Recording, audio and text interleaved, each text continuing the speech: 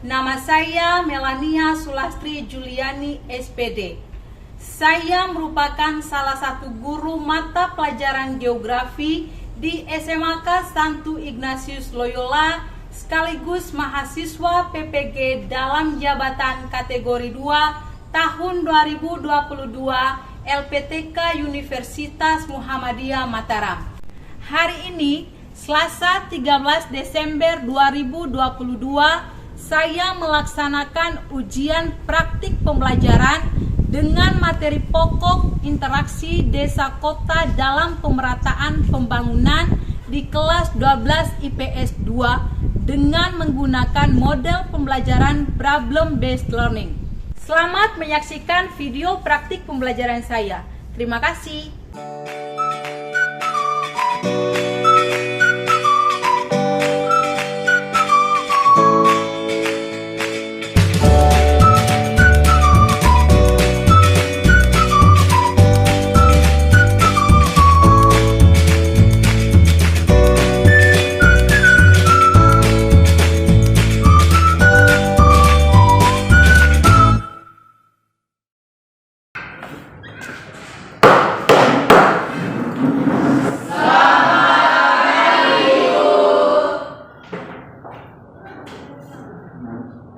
Oke, selamat pagi.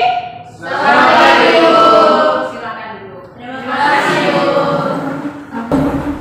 Bagaimana kabarnya hari ini? Luar biasa. Oke, puji Tuhan kalau gitu ya. Jadi sebelum kita memulai kegiatan pembelajaran kita hari ini, Ibu minta satu orang memimpin kita dalam doa. Silakan. Marilah Ibu dan teman-teman kita menyiapkan hati dan batin kita untuk berdoa. Dalam nama Bapa dan Putra dan Roh Kudus. Amin. Salam Maria, penuh rahmat, Tuhan sertamu. Terpujilah Engkau di antara wanita dan terpujilah buah tubuhmu Yesus. Santa Maria, Bunda Allah, doakan kami yang berdosa ini, sekarang dan pada waktu kami mati. Amin. Dalam nama Bapa dan Putra dan Roh Kudus. Amin. Oke, silakan. Baiklah anak-anak, sebelum kita masuk ke materi pembelajaran hari ini, marilah kita menunjukkan sikap nasionalisme kita dengan menyanyikan lagu kebangsaan Satu Nusa Satu Bangsa. Jadi Ibu minta supaya kita semua kembali bareng, ya. Nyanyi bersama-sama, oke?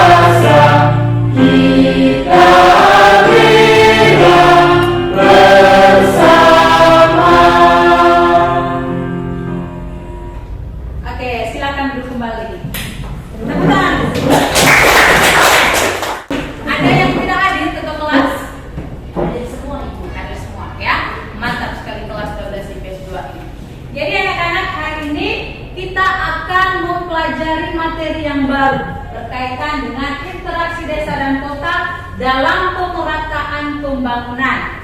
Nah, sebelum kita lanjut ke materi yang baru, Ibu mau tanya dulu. Ada yang masih ingat materi minggu kemarin? Oh ya, dari Edis dulu. Saya akan coba menjelaskan ulang materi yang paling lalu kita pelajari adalah struktur dan pola ruangan kota. Menurut Undang-Undang Nomor 22 Tahun 1999, perkotaan adalah kawasan yang mempunyai kegiatan utama bukan pertanian, dengan susunan fungsi kawasan utama yakni tempat pelayanan jasa pemerintahan, pelayanan sosial, dan kegiatan perekonomian. Menurut Bintarto, ciri kota itu terbagi menjadi dua, yakni yang pertama ciri fisik dan ciri sosial. Yang pertama itu ada ciri fisik, itu memiliki ciri-ciri seperti memiliki sarana perekonomian dan sarana dan prasarana yang memadai. Yang kedua, memiliki tempat rekreasi dan olahraga. Yang ketiga, memiliki alun-alun. Dan keempat, memiliki tempat parkir yang memadai. Yang kedua, ada ciri-ciri sosial. Memiliki ciri-ciri seperti masyarakatnya heterogen, bersifat individualistis dan materialistis, terjadi kesenjangan sosial. Terima kasih, itu sekian dari saya. Oke, tepuk tangan untuk Edi. Oke, jadi materi minggu lalu itu kita membahas tentang struktur ruangan kota, di mana di sini kita belajar apa itu kota. Seperti yang sudah dijelaskan oleh Edi tadi, kota itu berkaitan dengan suatu wilayah yang dimana di situ masyarakatnya heterogen. Nah, kalau desa kan bersifat homogen. Sementara kota ini heterogen, berbagai macam jenis pekerjaan maupun karakter orang ada di situ semua, ya. Nah, karakteristik kota tadi itu di mana di sini dilihat dari ciri-ciri. Ada ciri-ciri fisik dan juga ada ciri-ciri sosial. Itu adalah materi minggu lalu. Nah, hari ini kita akan belajar bagaimana interaksi desa dan kota dalam pemerataan pembangunan wilayah. Ya, sebelum kita lanjut ke materi, itu mau tanya dulu. Kira-kira buku geografi yang kalian pegang itu diproduksi di mana? Apakah itu diproduksi di desa atau diproduksi di kota? Ada yang bisa menjawab? Oke, Cici. Buku yang kami pelajari dapat diproduksi di kota. Di perkotaan. Oke, ada yang mau menambahkan jawaban? Juan? Kota biasanya dibuat di pabrik-pabrik. Oke, dibuat di pabrik-pabrik, Ibu. Sementara bahan bakunya didapat dari mana? Ya dong? Jadi tempat diproduksinya itu di kota, sedangkan untuk bahan bakunya itu dikirim dari desa. Oke, bahan bakunya itu diperoleh dari desa. Ini yang dinamakan dengan interaksi antara desa dan kota itu saling menguntungkan, ya. Oke, nah sekarang perhatikan di slide ini, ya. Ada 4 gambar. Dari keempat gambar ini ada yang bisa menganalisis gambar-gambar yang terdapat di layar. Ada yang bisa menjawab, menjelaskan tentang gambar?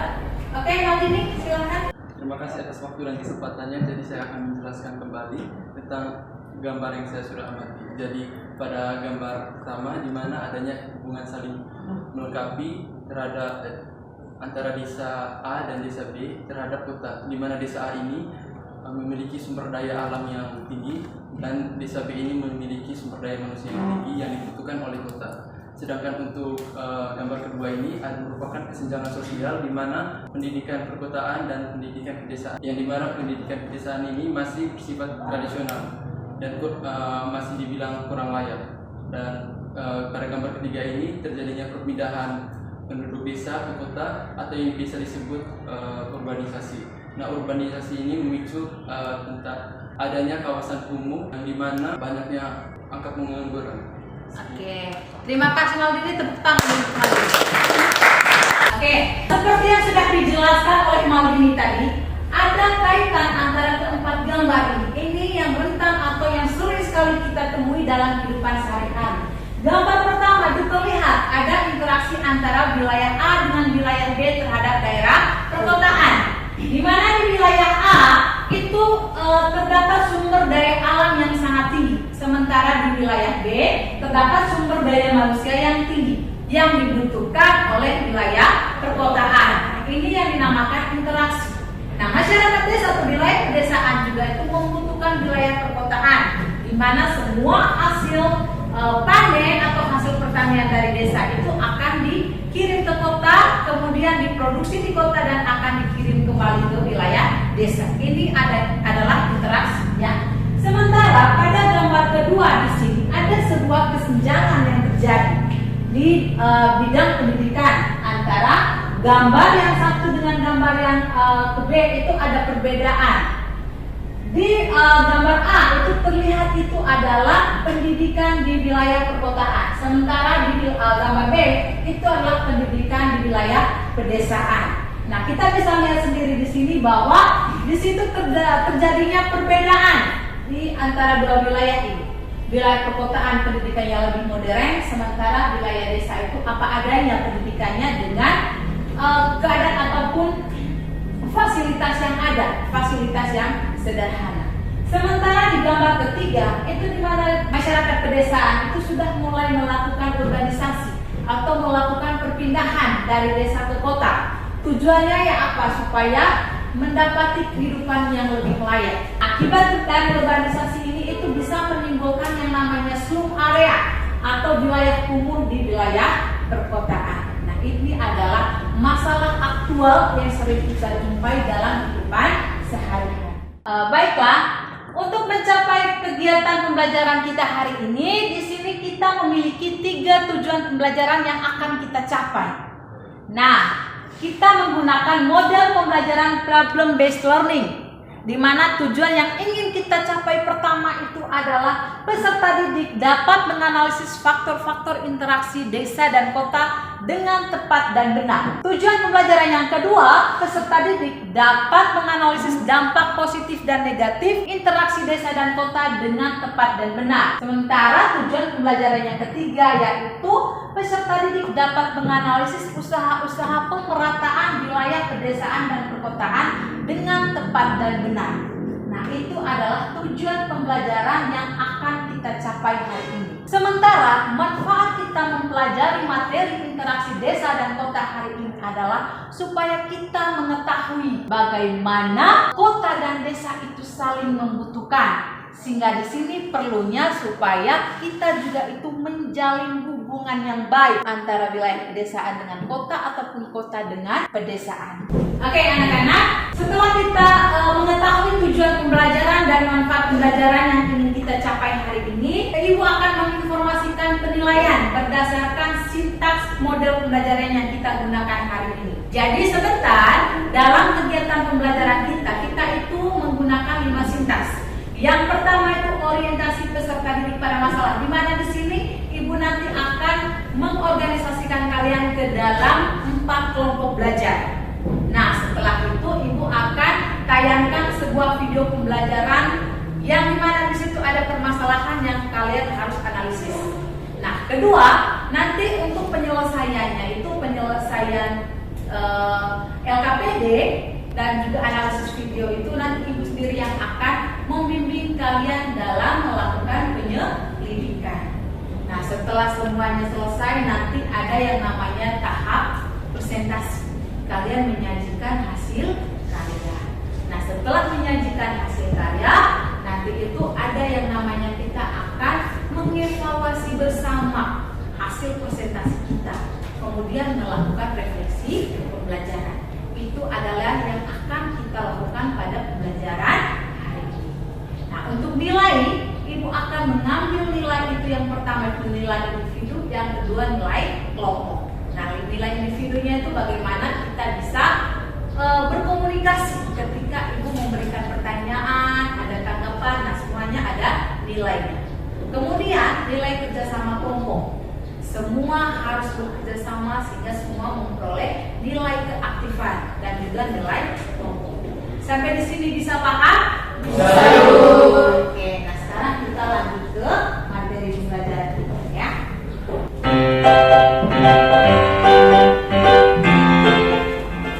Saat kamu berbelanja sayur mayur di pasar ini di kotamu, kamu berpikir, berasal dari mana ya sayur tersebut? Jawabannya sudah pasti sayur tersebut berasal dari desa ya.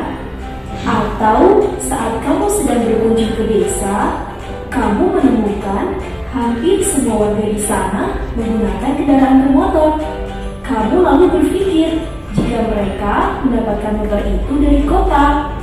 Nah, dari kegiatan tersebut dapat disimpulkan bahwa desa dan kota itu saling berinteraksi loh. Salah satu contohnya itu melalui kebutuhan barang dan sumber dayanya nih. kali ini, aku akan mengajakmu untuk melihat tentang faktor apa saja yang mempengaruhi interaksi antara desa kota dan dampaknya. Eits, sebelumnya kamu harus tahu terlebih dahulu, apa itu interaksi? Interaksi itu sebuah proses saling mempengaruhi baik aspek sosial, ekonomi, politik, dan budaya. Interaksi antara desa dan kota terjadi karena adanya perbedaan kebutuhan dan potensi yang ada di kota dan desa. Tadi kita sempat membahas soal sayur yang berada di pasar induk di kotaku itu berasal dari desa. Nah, dari contoh tersebut, kira-kira apakah kamu bisa menyimpulkan apa yang mendorong interaksi? Coba kita lihat contoh lainnya. Misalnya, kamu sedang di desa yang ada perkebunan kapas. Nah, kapas tersebut kemudian dibawa ke kota dan diolah oleh pabrik tekstil setempat. Hasil produksi tersebut berupa pakaian yang dapat digunakan oleh masyarakat kota dan desa. Dari hal tersebut dapat disimpulkan bahwa interaksi khususnya antara kota dan desa merupakan sebuah hubungan yang memiliki dampak bagi kota dan desa. Hubungan tersebut bersifat timbal balik. Lalu, apa nih faktor pendorong interaksi desa dan kota? Yap, benar. Desa dan kota itu saling membutuhkan. Itu baru salah satu faktor yang disebut regional complementary, di mana desa dan kota saling membutuhkan karena desa dapat menyediakan bahan pangan atau mentah, sedangkan kota dapat memproduksi produk olahan yang bisa dikonsumsi desa dan kota. Kemudahan transportasi atau perpindahan juga merupakan salah satu faktor pendorong terjadinya interaksi desa dan kota, atau kamu bisa menyebutnya dengan spatial transfer ability. Dan yang terakhir ada faktor intervening opportunity, di mana ketika ada intervensi di dalam sebuah hubungan atau interaksi desa dan kota, intervensi ini terjadi dikarenakan adanya desa atau kota lain yang hadir atau karena suatu kejadian seperti kelangkaan dan bencana alam. Dengan adanya interaksi desa dan kota mengakibatkan beberapa dampak positif. Jika bagi desa itu, dampak positifnya dapat meningkatkan taraf pendidikan dan terbukanya lapangan kerja yang variatif bagi masyarakat desa. Sedangkan bagi kota, yaitu mendapatkan SDM untuk perusahaan dan pabrik, serta mendapatkan pasokan bahan mentah dan bahan baku. Oke, sampai di sini dulu ya pembahasan kita mengenai interaksi desa dan kota. Semangat belajarnya ya, sampai jumpa. Tadi kan sudah sama-sama menyimak video pembelajaran berkaitan dengan interaksi desa dan kota.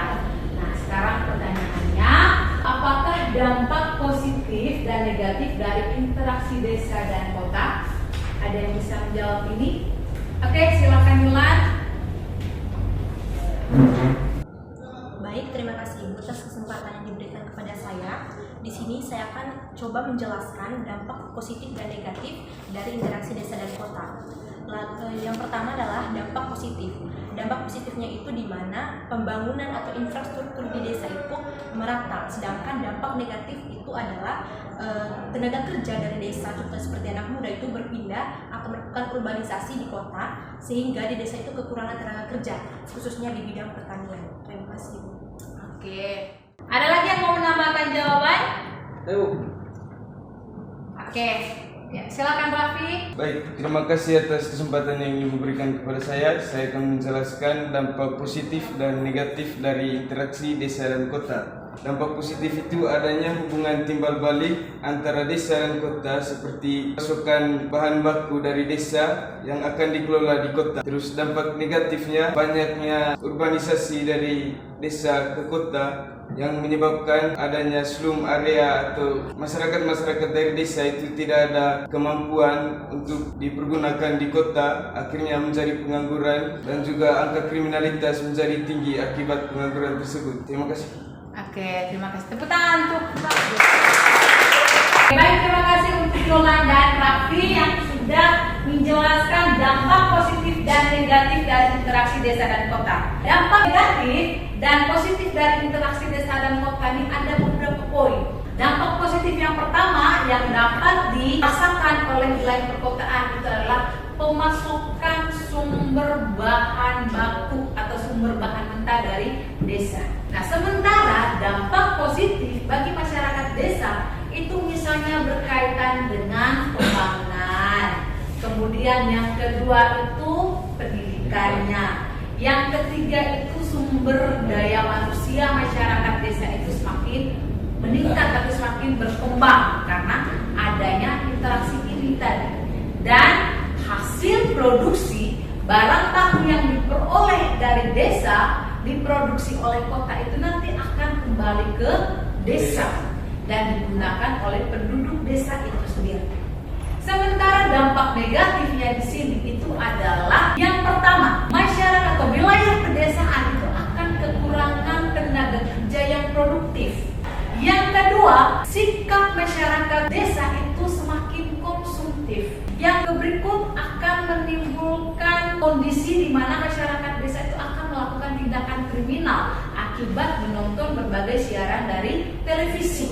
Yang berikut untuk masyarakat kota akan semakin meningkatnya itu pengangguran, seluruh area, tingkat kriminalitas di kota juga akan semakin tinggi karena terlalu banyak orang yang dimana di sini itu tidak memiliki keahlian khusus. Jadi untuk interaksi desa dan kota ini ada dampak positifnya dan juga ada dampak negatif. Nah, sekarang Ibu akan membagi kalian ke dalam kelompok. Ibu akan membagi kalian ke 4 kelompok. Jadi silakan duduk per kelompok seperti yang sudah Ibu bagikan. Oke, sebelum kita sama-sama menyaksikan video pembelajaran berkaitan dengan permasalahan kesenjangan pembangunan nasional Indonesia, Ibu akan bagikan LKPD dulu. Penyelesaian LKPD boleh searching di internet, boleh menggunakan materi ajar yang Ibu bagikan, modul pembelajaran, buku siswa yang biasa kalian gunakan, boleh. Oke? Oke.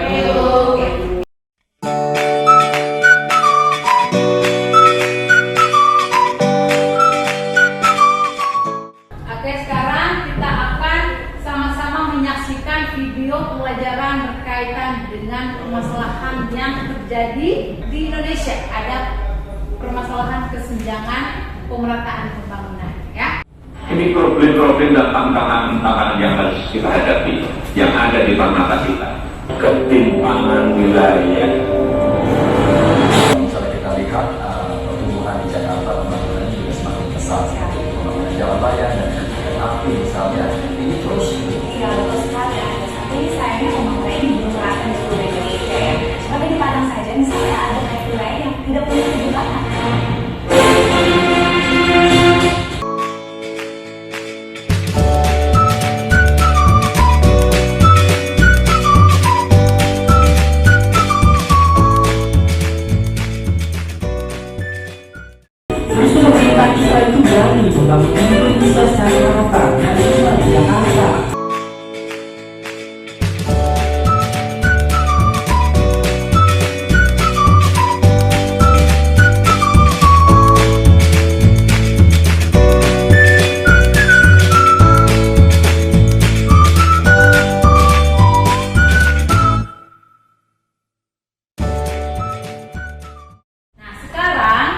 Silahkan kalian analisis permasalahan-permasalahan yang ada di Indonesia. Itu sudah tersaji pada LKPD. Silahkan itu diselesaikan sekarang.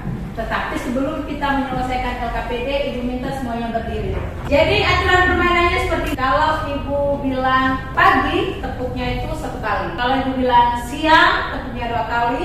Kalau Ibu bilang malam, tepuknya itu setengah. Oke? Oke, Bu. Oke, sudah siap? Ya. Pagi, siang, pagi, malam. Nah, oke, tepuk tangan. Silakan kembali ke tempat duduk dan lanjutkan penyelesaian LKPD. Ya, kalian punya waktu 20 menit dari sekarang untuk menyelesaikan LKPD. Oke?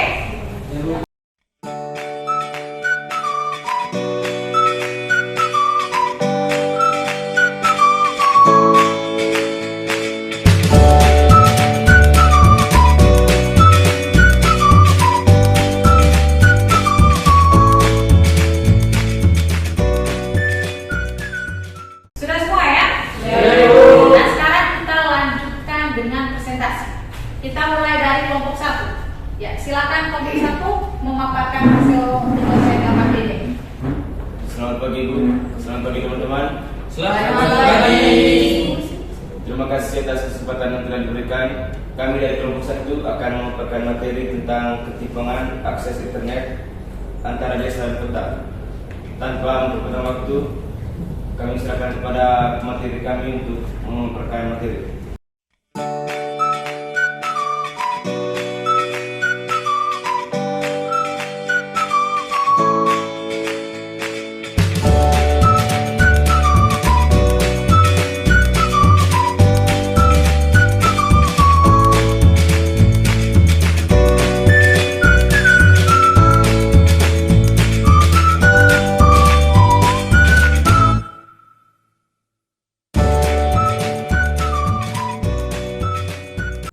Oke, sekian sudah dari kelompok kami. Mungkin ada teman-teman dari kelompok lain yang belum memahami materi yang telah kami paparkan. Mungkin ingin bertanya. Silakan, Igis. Baik, kami dari kelompok 2 akan bertanya.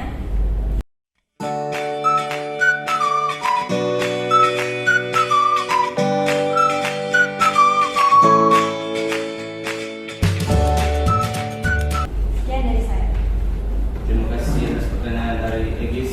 Oke, kami akan menjawab pertanyaan dari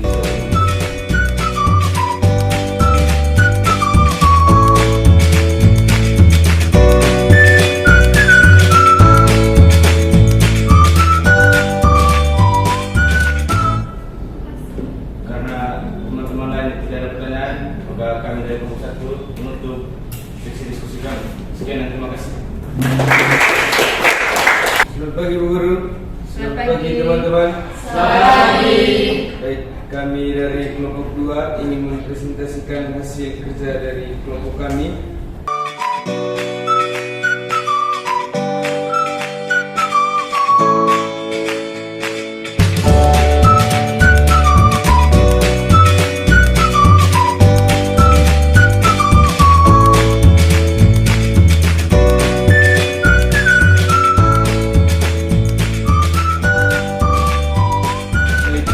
Sekarang saya memberikan kesempatan kepada teman dari kelompok lain untuk memberikan pertanyaan. Silakan teman dari kelompok 3, Cici. Terima kasih kesempatannya.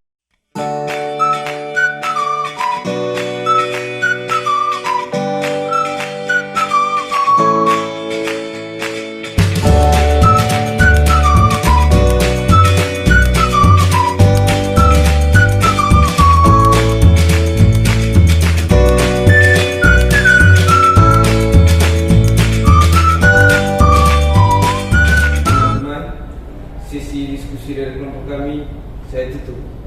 Sekian dari kelompok kami. Terima kasih.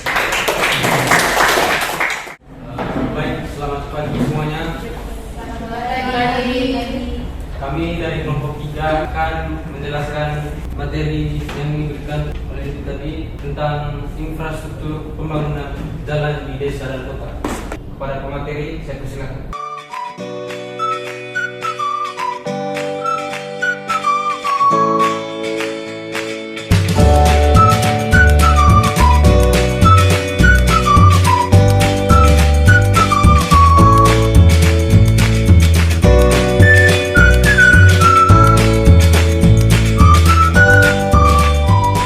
Oke, sekian dari presentasi kami. Mungkin ada dari teman-teman yang ingin bertanya, saya persilakan. Mani dari Kami kelompok dari kelompok 4 ingin bertanya.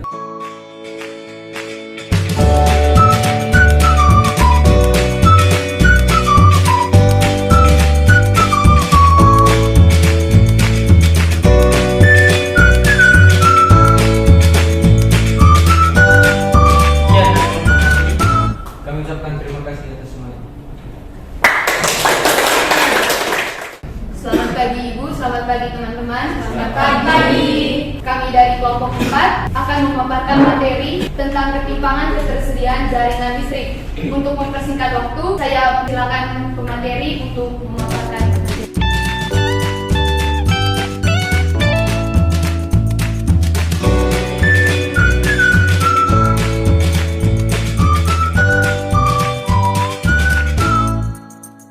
Itu saja materi yang ingin digunakan. Saya persilakan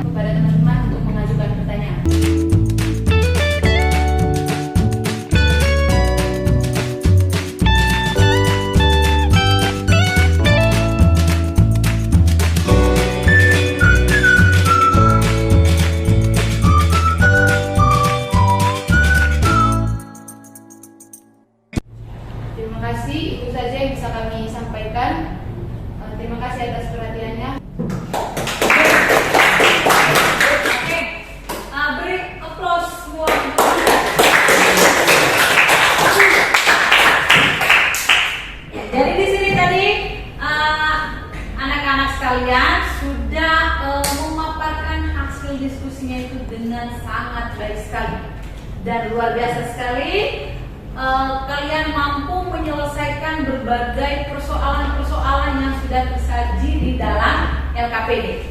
Jadi jawaban-jawaban dari pertanyaan-pertanyaan yang sudah dilontarkan oleh teman-teman tadi itu dari setiap kelompok itu sangat tepat sekali karena ini berkaitan dengan kesenjangan pemerataan pembangunan untuk wilayah Indonesia. Oke, bisa paham sampai di sini? Bisa. Sudah mengerti materi hari ini? Iya. Oke. Ada pertanyaan? Ada. Oke, silakan Cici. Ada yang masih bingung? Terima kasih kesempatan ini Ibu. Saya akan bertanya, mengapa orang-orang di desa selalu melakukan urbanisasi atau perpindahan penduduk ke kota? Oke, mengapa masyarakat desa itu selalu melakukan urbanisasi atau perpindahan penduduk ke kota? Ada yang bisa menjawab? Oke, Dian. Baik, saya akan menjawab pertanyaan dari Cici. Mengapa penduduk desa selalu melakukan perpindahan ke kota? Nah, yang pertama itu adalah faktor ekonomi. Faktor ekonomi yang mendorong perpindahan penduduk desa ke kota dengan tujuan untuk mendapatkan pekerjaan yang baik dalam meningkatkan pertumbuhan ekonomi. Karena seperti yang kita ketahui bahwa di kota itu memiliki pekerjaan yang heterogen. Terima kasih. Oke. Ya, silakan Putri mau menambahkan. Saya akan menambahkan penjelasan dari dia tadi. Selain faktor ekonomi, ada juga faktor lainnya yaitu dalam bidang pendidikan. Yang mana bidang pendidikan yang menjadi faktor urbanisasi, pekerja produktif yang inginnya nilai pendidikan tidak dapat menunjang kemampuan para generasi muda. Jadi upaya yang mereka lakukan yaitu mencari pengalaman, mengikuti pelatihan untuk mendapatkan pengalaman dalam mengembangkan kemampuannya untuk bekerja. Oke, bagaimana Cici? Oke, jadi di sini tadi orang itu melakukan urbanisasi atau perpindahan dari desa dan dari desa ke kota itu karena memang yang pertama tuntutan ekonomi dan juga pendidikannya, ya. Di kota itu pekerjaannya heterogen, sementara di desa itu homogen jenis pekerjaannya dan juga tingkat pendidikan juga ini yang sangat menentukan, ya. Pendidikan di desa itu masih ya sangat minim lah kalau dibilang. Mungkin hanya ada SD saja, SMP saja, tidak ada SMA, makanya orang juga melakukan perpindahan atau urbanisasi ini. Oke, baiklah anak-anak. Selanjutnya kita akan bersama-sama merefleksikan kegiatan pembelajaran kita hari ini. Ada yang bisa merefleksikan kegiatan pembelajaran kita hari ini? Saya di sini mewakili teman-teman untuk merefleksikan perasaan kami saat mengikuti pembelajaran hari ini. Perasaan kami sangat senang karena pembelajaran kali ini kami menggunakan video pembelajaran yang dimana kami bisa melihat langsung bagaimana contoh dari hubungan interaksi kota dan desa, bagaimana hubungan timbal balik dan juga bagaimana pemerataan pembangunan di desa di Indonesia. Kami sangat-sangat senang dan kami juga bisa cepat mengerti dengan pembelajaran pada hari ini. Terima kasih. Oke, tepuk tangan. Selanjutnya ada yang bisa membuat kesimpulan untuk materi kita hari ini. Oke, silakan Jolan dulu ya. Baik, terima kasih Ibu atas kesempatan yang diberikan kepada saya. Jadi di sini saya akan menyimpulkan materi yang akan kita pelajari pada hari ini. Jadi yang pertama itu kita hari ini mempelajari tentang interaksi antara desa dan kota. Ada dampak pembangunan di mana banyak sekali rumah-rumah kumuh di antara bangunan-bangunan ini. Terima kasih. Oke, bukan Jolan. Jadi untuk mengukur tingkat pemahaman kalian hari ini, kita lanjutkan dengan evaluasi atau kuis. Di sini hanya ada 5 pertanyaan. Kalian menyelesaikannya itu dalam waktu 5 menit karena pertanyaannya tadi itu berkaitan dengan materi yang kita pelajari. Oke? Oke, Bu.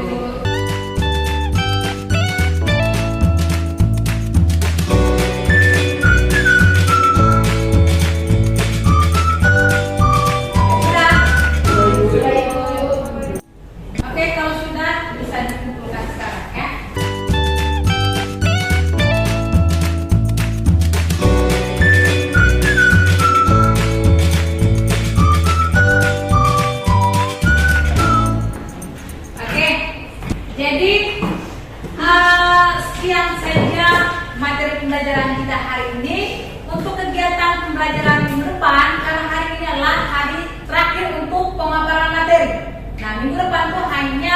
pengumpulan makalah saja. Silakan masing-masing kelompok ini silakan membuat makalah berkaitan dengan usaha pemerataan pembangunan di desa dan kota.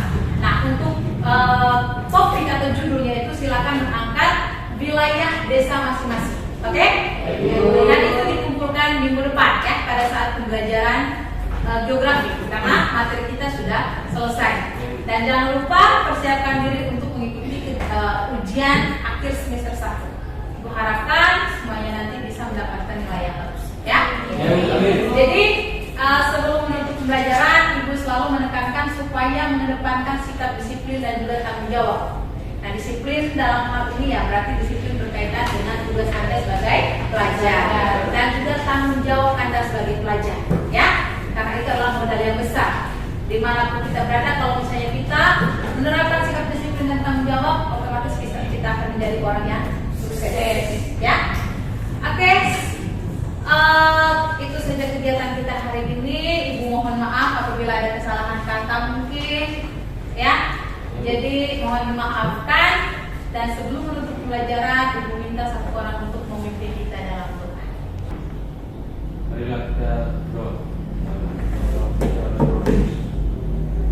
Terima kasih atas perlindungan-Mu dari pagi tadi hingga saat ini kami menyelesaikan pelajaran kami.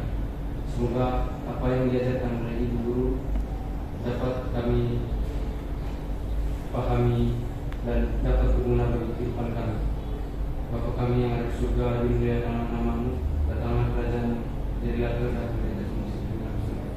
Berilah kami rezeki pada